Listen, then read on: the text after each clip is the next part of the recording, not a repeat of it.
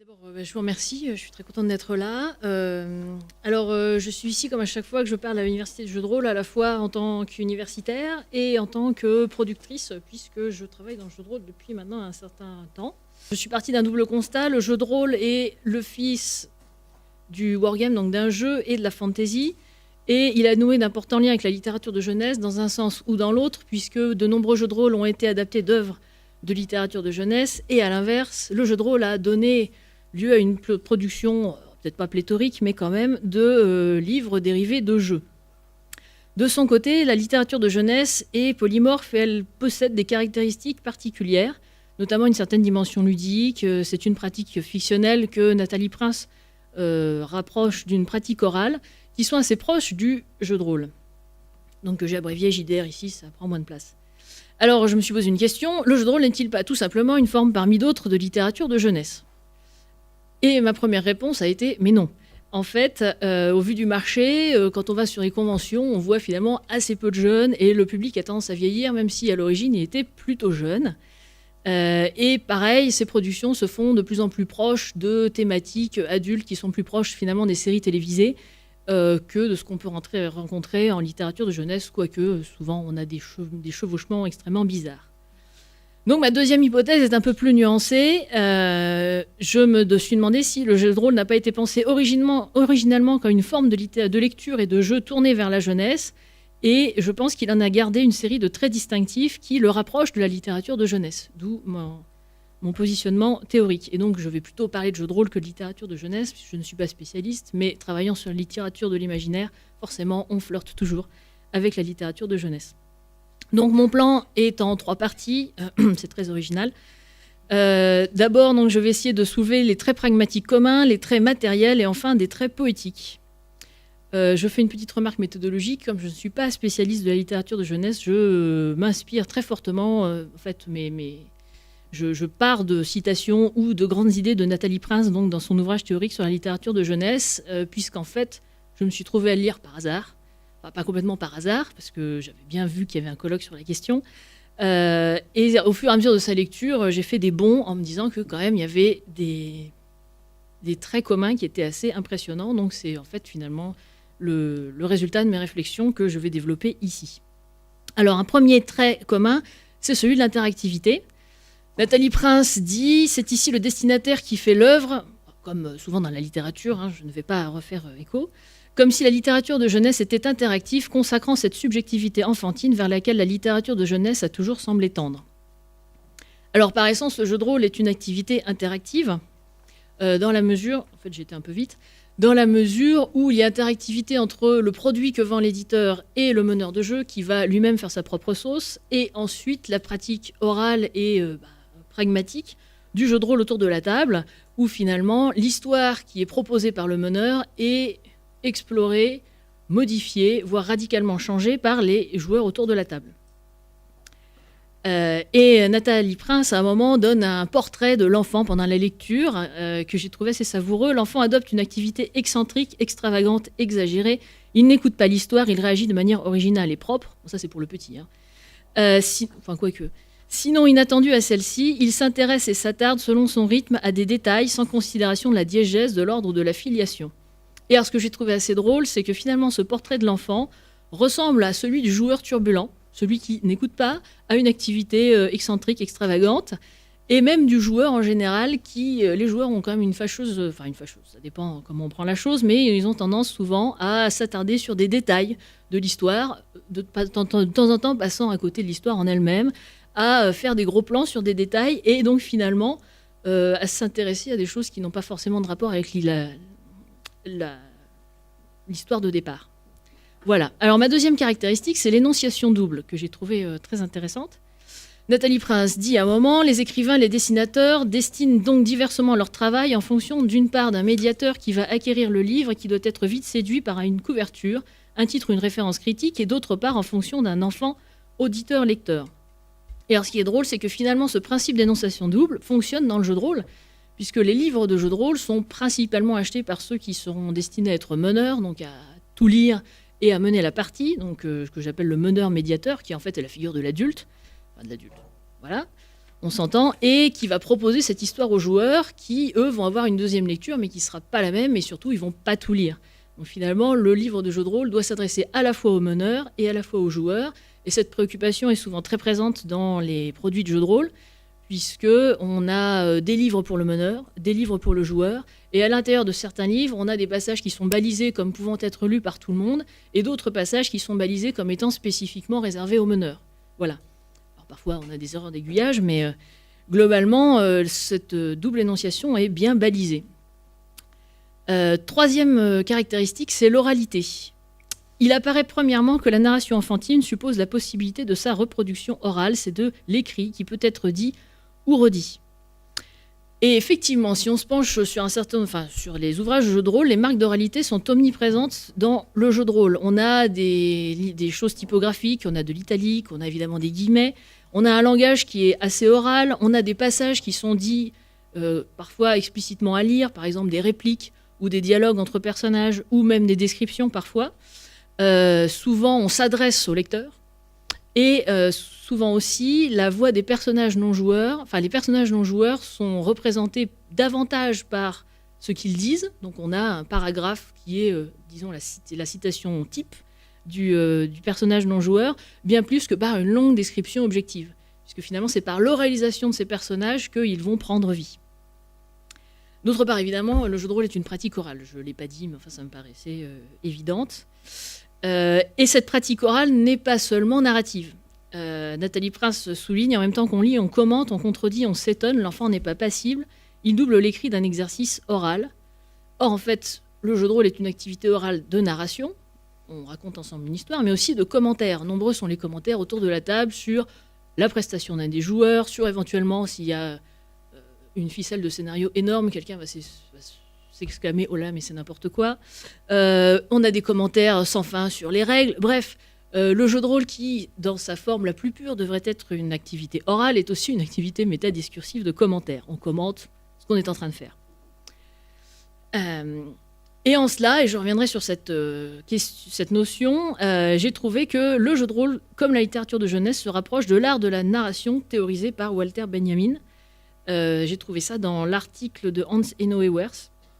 Et je reviendrai alors d'abord pour cette oralité et ensuite je reviendrai à la fin pour la sécurité métaphysique que procure ce type d'univers. Troisième trait pragmatique, la performance et la publicité. Publicité au sens de public. La littérature de jeunesse ne suscite pas de lecture immédiatement solitaire et silencieuse, elle est volubile, disserte, bavarde, c'est une lecture polyphonique, publique et donc, je le rajoute, une performance. Alors évidemment, la lecture orale et publique en fait est souvent utilisée dans le jeu de rôle. On lit, donc je l'ai dit, des passages du livre, des descriptions, on lit des dialogues, mais parfois aussi on lit des listes d'équipements ou des points de règles ou des points de l'univers autour de la table. Donc il y a régulièrement des passages de lecture orale tous ensemble. Et une partie de jeu de rôle est par essence aussi une performance unique. Ce qui fait que même si, alors on ne l'a jamais fait, enfin je ne crois pas, on réunissait le même groupe de joueurs avec le même meneur autour du même scénario, de toute façon, je pense qu'on aurait deux scénarios radicalement différents. Alors, tout meneur qui a fait jouer plusieurs fois le même scénario à un groupe de joueurs différents a déjà pu faire cette expérience très troublante, qu'en fait, on n'a pas du tout joué la même chose. Mais je pense que même en faisant des conditions d'expérience, en reprenant exactement les mêmes personnes, on aurait deux performances qui n'ont rien à voir. Ce serait une expérience intéressante. Et enfin, ça c'est la dimension publique un peu plus large encore, le jeu de rôle a de plus en plus une dimension publique puisque ses parties font aussi l'objet sur des forums, des sites ou pendant les conventions de récits. C'est-à-dire qu'un certain nombre d'ouvrages sont commentés et on a même des récits de parties sur des forums ou des blogs qui se déroulent au fur et à mesure. Donc tout cela prend une dimension publique assez large. Donc ça c'était pour mes traits pragmatiques. Alors ensuite, on a des points de ressemblance très forts entre les supports. Les supports de la littérature de jeunesse et du jeu de rôle, alors évidemment du jeu de rôle, sont des supports ludiques. La littérature de jeunesse joue sur les formes, les matières, elle fait des montages, on a des livres pliages et parfois on a même des objets insolites qui sont glissés avec le livre. Évidemment, le jeu de rôle dans sa forme la plus traditionnelle a évidemment un support ludique, un écran, des dés et des fiches de personnages qui sont normalement fonctionnels, mais fonctionnent très vite comme un objet ludique sur lequel on griffonne, on dessine, on écrit des jeux de mots, etc. Et à l'origine, et parfois dans certaines versions de jeu, ça dépend, on a aussi évidemment des figurines et des plans. L'objet livre du jeu de rôle, en fait, est aussi souvent conçu comme un support ludique, à savoir qu'il devient souvent un artefact fictionnel, selon la définition de Richard Saint-Gelais, puisqu'il abrite souvent des facsimilés de rapports d'autopsie, de témoignages, de journaux intimes, etc. Ce qu'on appelle des aides de jeu, qui sont donc des faux objets sortis du monde fictionnel. Donc pareil, je sais pas moi, des tickets de teinturerie, des boîtes d'allumettes, oui c'est ça, des journaux intimes. Qu'est-ce que j'ai comme exemple? Des plans, vous savez la carte au trésor, quoi, tout ça. Et on a même des livres qui sont parfois sortis du monde ludique. Je pense par exemple à la collection Ouroboros de Mnemos, qui a sorti des guides de cités qui étaient nés à la base de livres, d'ouvrages de jeunesse, enfin de jeunesse, on peut discuter, et qui ont donné lieu à un jeu de rôle, et le jeu de rôle lui-même a donné lieu à un guide de cette ville imaginaire. Donc je pense par exemple à Abîme ou à Kadat pour l'œuvre de Lovecraft. Donc l'objet livre même du jeu de rôle se veut ludique, on joue avec. On peut penser par exemple à la deuxième édition de Néphilim, où en fait l'intégralité du livre est traitée comme un gigantesque recueil de facsimilés. Donc on n'a que de l'écriture subjective en facsimilé. Et le jeu de rôle connaît aussi une multiplication des supports ludiques, en plus de la base traditionnelle dont j'ai parlé tout à l'heure et des goodies. On a des jeux de cartes, et des jeux de cartes qui ne sont pas forcément les jeux de cartes traditionnels, qui les imitent, mais qui sont ressemblants, mais pas tout à fait. On a des plateaux pour poser ses cartes, pour pouvoir jouer avec. Et puis, on a l'envahissement du monde réel par toutes ces goodies. On a des bijoux. Je pense à l'édition des Lames du Cardinal. Donc, c'est le jeu de rôle qui est tiré des romans de Pierre Pével, où dans la boîte collector, on a une chevalière qui est la chevalière des Lames du Cardinal. Donc, les gens peuvent se trimballer avec leur chevalière. Ça fait très objet de reconnaissance entre rôlistes. Ou la besace, la réédition d'une grande campagne pour l'appel de Cthulhu, s'est retrouvée emballée dans une très belle besace en cuir avec juste un pentacle. Alors, effectivement, c'est pas très discret, mais une très belle besace en fait dont beaucoup de gens se servent dans la vie courante après. Alors évidemment, ça fait aussi signe de reconnaissance rôliste. Donc par exemple, l'exemple de support ludique dont je vous parlais des Lames du Cardinal, voilà la boîte collector. Elle est bleue, et donc vous avez tout au fond l'écran. Non, j'ai pas de flèche. Tout au fond de l'écran, par devant, on voit il y a des cartes d'un tarot. Alors, c'est pas vraiment le tarot, ça reprend un peu le tarot, mais c'est pas tout à fait lui. Il y a des noms différents. Vous voyez qu'on a des jetons, et puis on a les livres de jeux de rôle, et il y a même un plateau sur la gauche, et une carte du Paris de Pierre Pével, qui est à peu près le Paris du 17e, enfin à peu près. Voilà, donc dans une boîte, on se retrouve avec un large éventail d'objets ludiques qui n'ont pas forcément... qui n'était pas forcément indispensable à la pratique du jeu de rôle, mais voilà, on ludicise les choses. Et je vous ai mis la fameuse chevalière. Voilà, donc véritable chevalière des lames qu'on peut se procurer avec du vrai argent, tout ça, et porter dans la vraie vie. Alors, deuxième chose, deuxième point de contact des objets littérature de jeunesse et jeux de rôle, ce sont les illustrations. Nathalie Prince souligne l'image illustratrice peut apparaître comme l'une des spécificités de l'écriture jeunesse, et elle dit plus loin, l'album, elle fait une énumération, l'album, la bande dessinée, le pop-up ou livre à système, les imagiers et autres abécédaires, même les romans se laissent généralement illustrer, et la plupart des livres pour enfants comportent des images. Donc effectivement, l'image est importante pour le jeune lecteur à plusieurs seuils. On a le lecteur non lisant qui se raccroche aux images, on a le lecteur semi-lisant, pour qui l'image est finalement un aide-mémoire aussi, pour arriver à reconstituer ce qu'il arrive à lire, ce qu'il n'arrive pas à lire. Et puis pour celui qui sait lire, l'image est tout simplement une détente. Et puis c'est également une éducation esthétique. Et un seuil informatif et séducteur.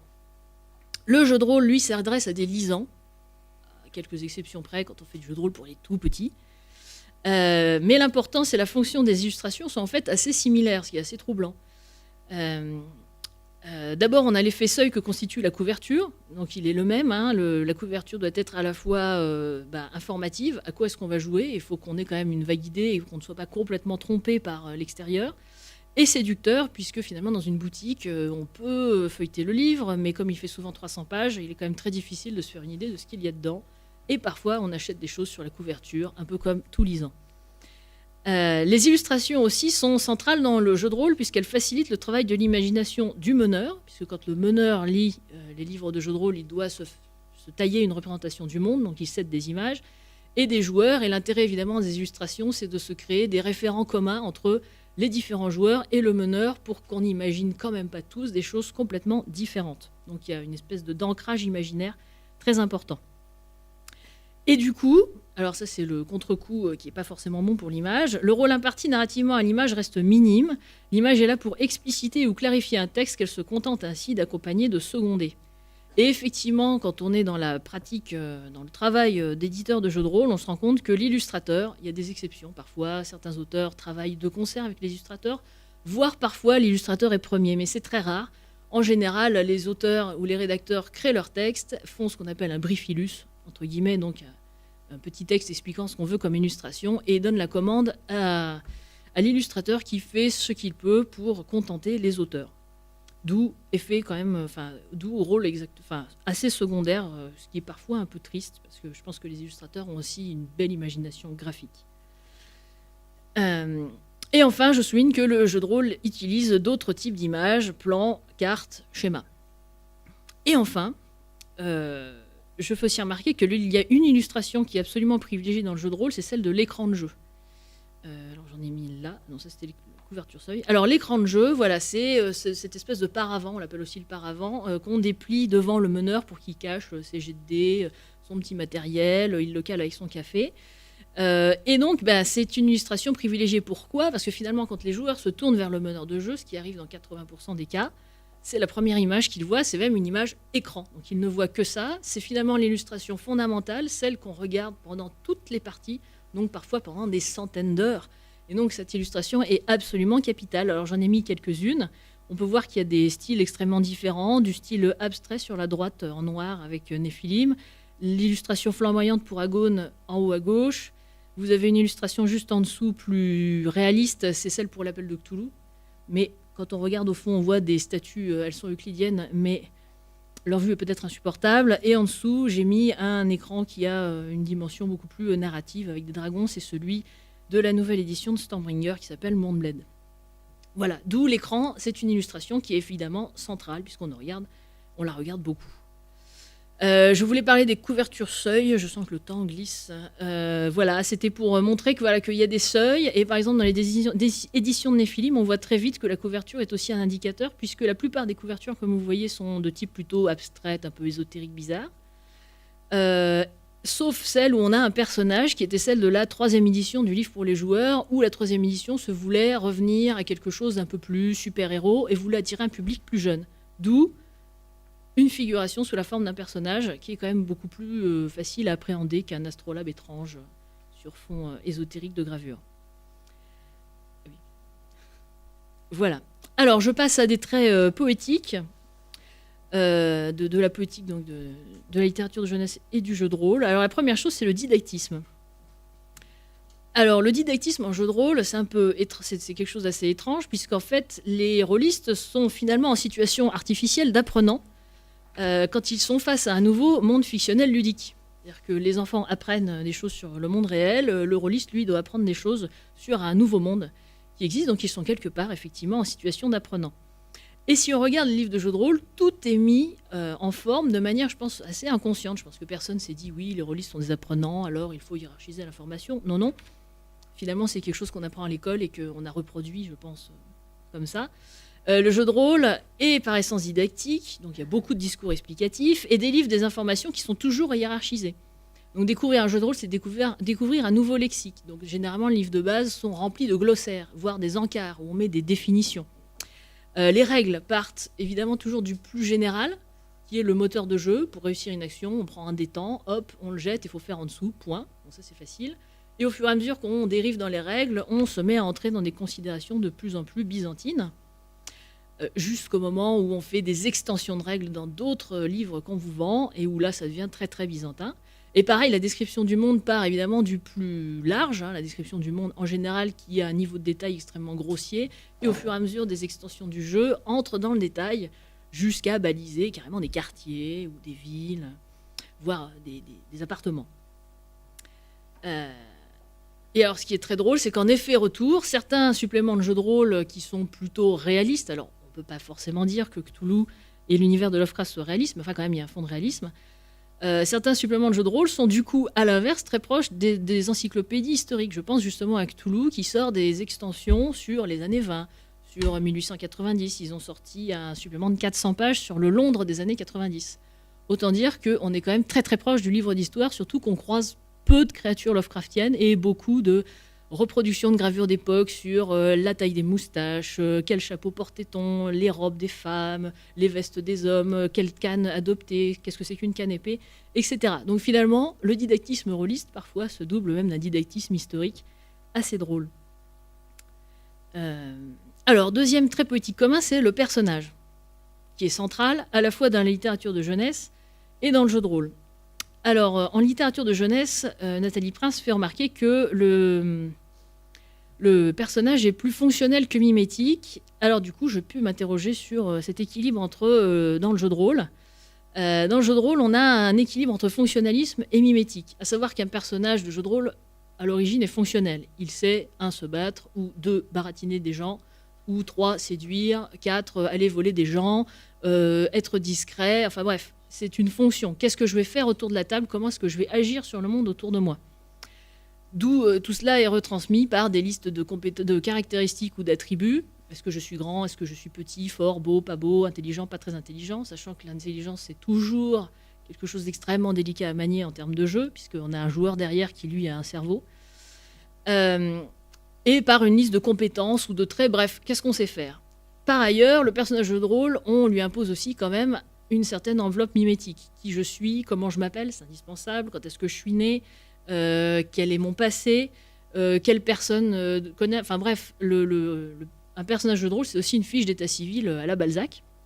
Et donc on est dans un équilibre. L'équilibre étant, à mon avis, trouvé lorsque le fonctionnalisme, enfin quand le mimétisme renvoie à du fonctionnalisme. Par exemple, dans Vampire, vous avez des traits de caractère principaux, qu'on appelle la nature, et quand vous jouez votre nature, vous regagnez des points de volonté qui vous permettent de faire de meilleurs jets.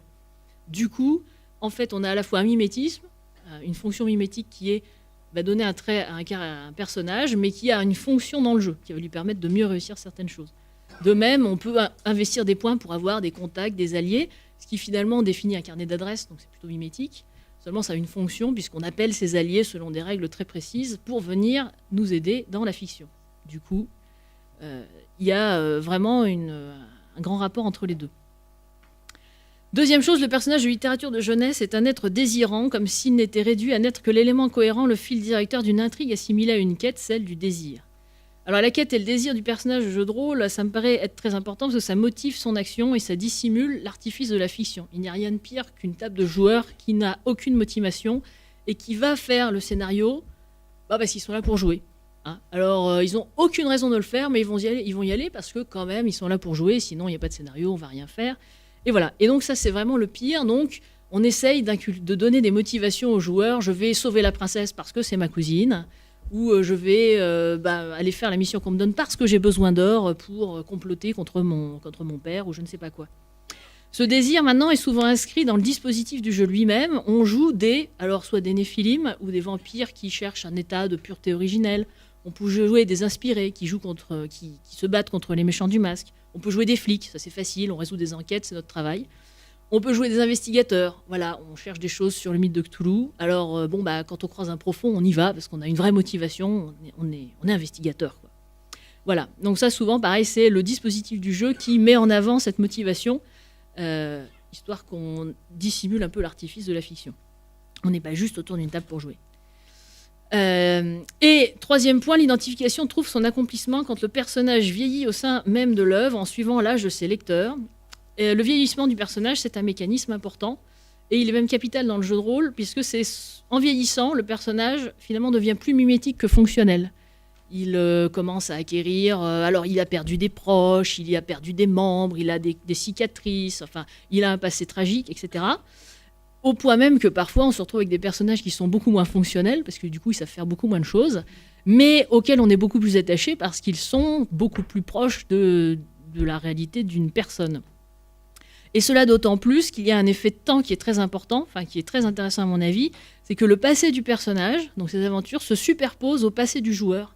Puisqu'en fait, ces aventures du personnage, c'est aussi du temps qu'il a passé à jouer autour d'une table avec un groupe d'amis.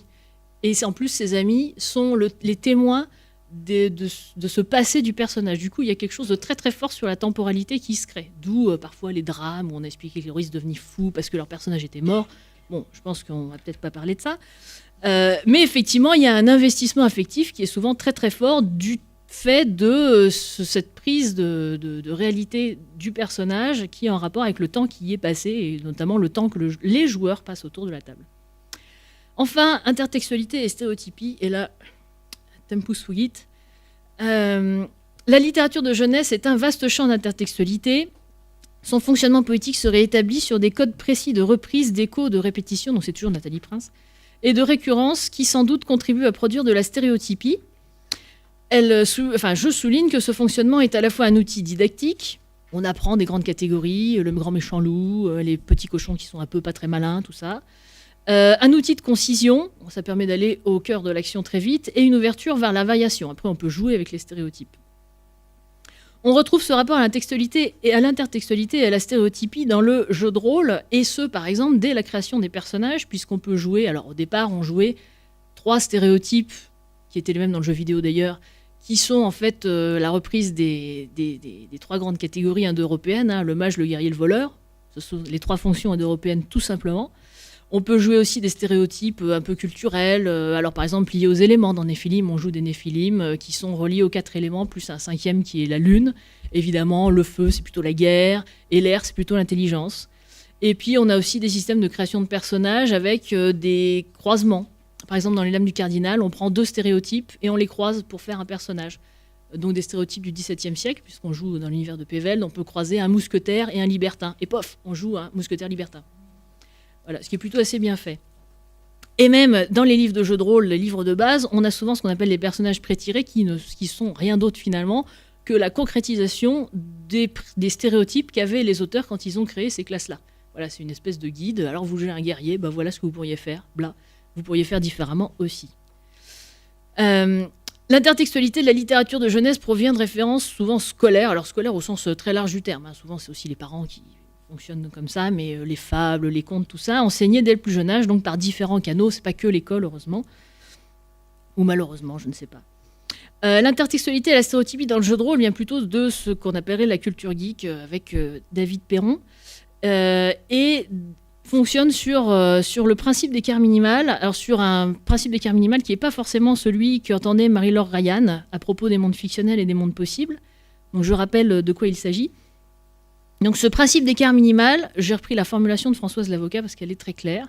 Selon ce principe qui permet d'évaluer les propositions concernant des mondes textuels, le lecteur remplit les blancs du texte en imaginant le monde fictionnel aussi proche que possible du monde actuel. Donc on dit, voilà, il y a un château, et là, pouf, on balance un château du monde réel, à moins qu'on nous dise que les châteaux dans ce monde-là sont ronds. Auquel cas, on va recentrer la chose. L'import d'informations en provenance du monde actuel n'est bloqué que quand cette information contredit, donc les châteaux ronds, les vérités établies par le texte pour le monde fictionnel.